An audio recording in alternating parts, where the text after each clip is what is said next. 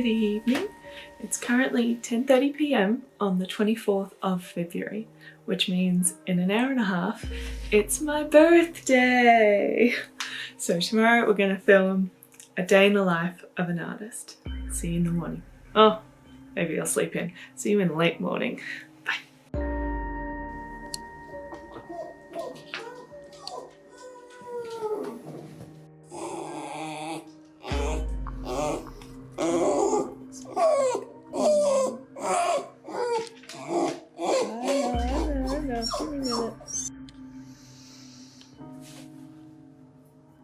Morning. I think we better go for a walk before Molly yells at me more. For those who don't know, Molly is my sister's pup and she normally lives with my parents. They're away on holiday this week, so I'm pup sitting.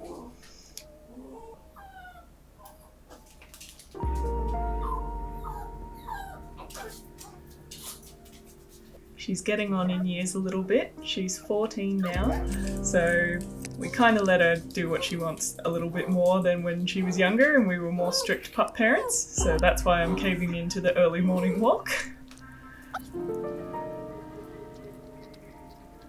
Walks are actually quite a good thing because it helps me straighten out my brain in the morning and decide what I wanted to do with my day. If I don't write a plan the night before, this is something that can sometimes take a while to get the wheels turning. So plan 1, organise the studio. Plan 2, go through my computer. Plan 3, go out, do some errands. Plan 4, painting. Let's go.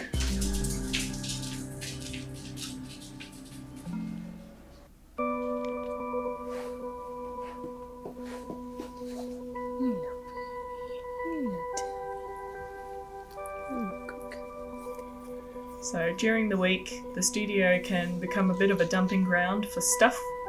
Things that get delivered, things that I pick up, things from life drawing and other art activities, everything just sort of gets dumped in the room while I'm doing other things. So first step is to figure all that stuff out.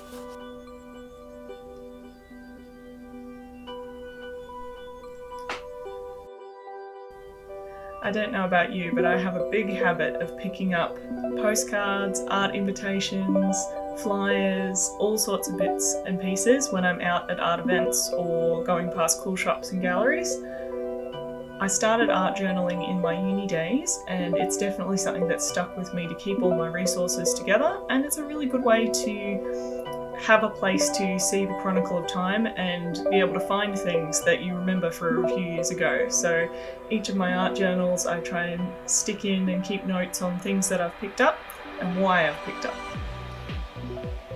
Another part of the morning is going through social media, as I'm sure it is for everyone, but it's kind of interesting for artists how it's both social and it's work, as I'm sure it is for other influencers and businesses like that.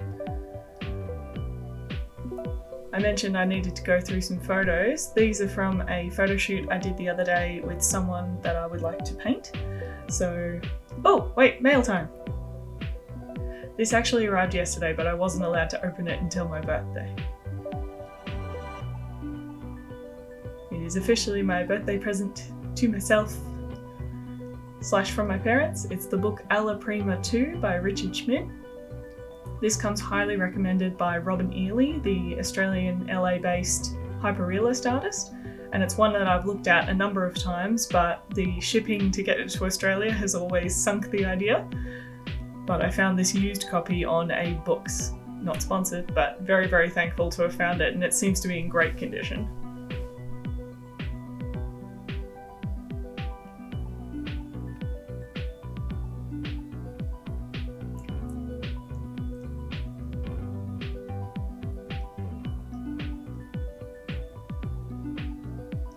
Okay, so back to photos. After this photo shoot, what I like to do is do an initial pick selection of the photos that really grab me, and then I like to do a little bit of editing to boost up the colours and make sure the lighting is what I want, and also make some copies in black and white so I can look at just the value range of the shot.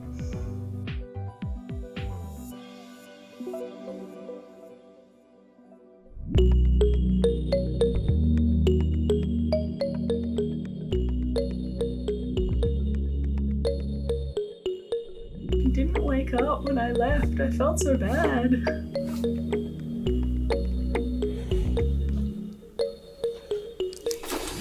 So I don't actually have a printer at home at the moment. I'm in the process of investigating a new one. So we're going to go down to local Officeworks, which is just our regular print on the spot stationery office supply shop, and get some photos printed for new works.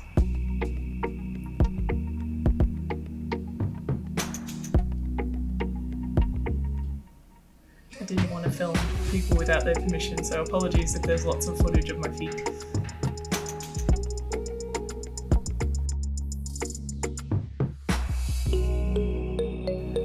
After I got my photos all ready to go on the self-serve machines, it actually took a little while for them to process because they were such high resolution, which is a pain, so I had to wait a while. And this is where they get you, because you go and look at art supplies while you're waiting.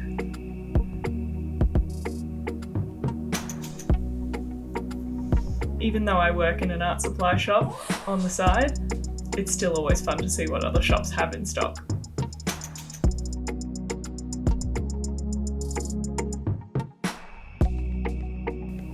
Okay, I found some brushes I wanted. And finally my photos were ready to print.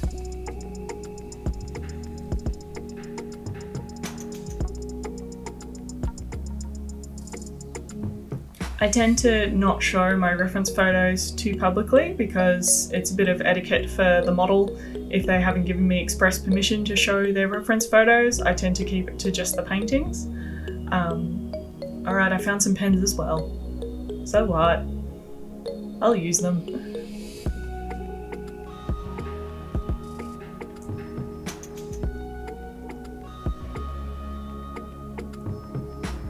Now we've got one more stop. Because it is my birthday and unfortunately my husband can't come home until after work, I decided to take myself out for some takeaway lunch and grab something that's a bit of a treat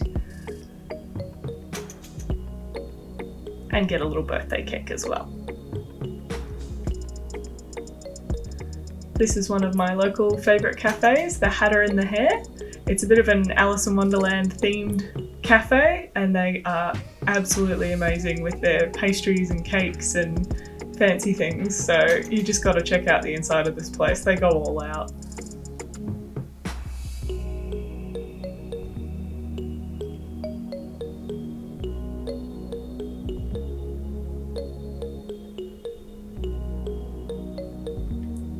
Look at the little cake! This one's a rose champagne cake. And I ran into Steph and Fausto, two of my amazing artist friends. Steph makes custom jewellery and it's her birthday today too! So that's why they were down at the cafe to have lunch as well. Fausto is also an amazing muralist and illustrator, so please check them out using the links below. So that was a bit of fun.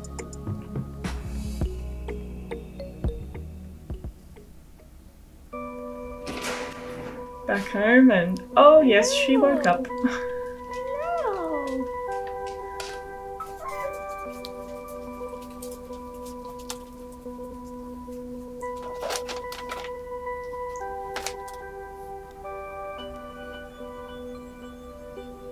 Like any dog, she was pretty excited about the fact there was food around.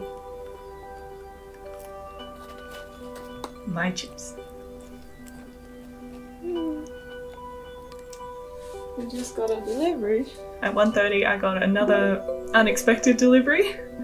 This was actually from my sister-in-law and soon-to-be brother-in-law. So thank you so much, Sarah and Jack. I got a new little baby for the studio and a bit of champagne. Look at him, isn't he cute? I did a bit of an Instagram poll and we've decided to name him Boris.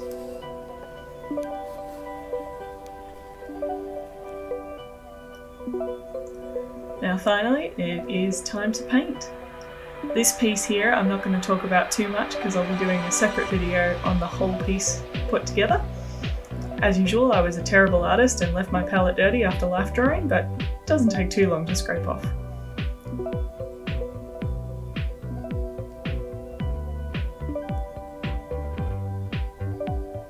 This is the time of day where time just melts away. I find it very easy to lose track of time while I'm painting, so reminding myself to get up and stretch, get up and move around can be a bit hard, but Molly definitely helped with that. She sort of reminded me when it was time to get up and move around. Time for a cup of tea.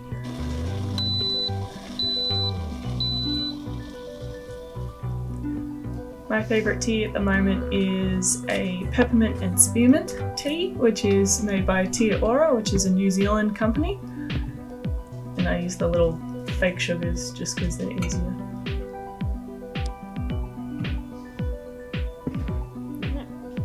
This mug is actually my favourite mug. It's also from New Zealand, from the Green Dragon on the Lord of the Rings Hobbit tour.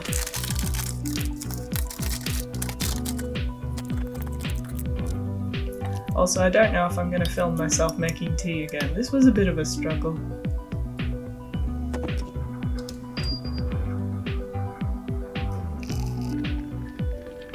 Damn it.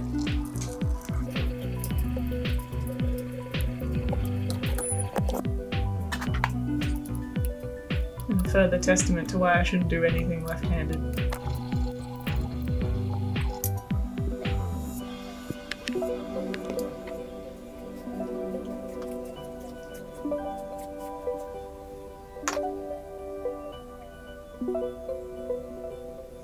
Today's main painting goals were to try and get the face structure in. Because this is quite a challenging pose, I keep avoiding the face and working on the arms and chest instead, but sometimes you've got to be strict with yourself. Get into the difficult areas.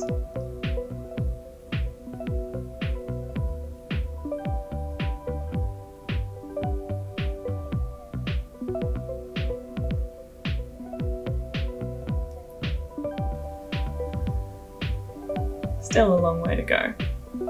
But just like that, 4.5 hours of painting done. And hubby came home to make me dinner, which is lovely. We decided to watch Lord of the Rings Two Towers. We've been watching the extended editions lately, of course, and while he was cooking, I did a bit more of my art journaling and just cutting up photos and sticking them in.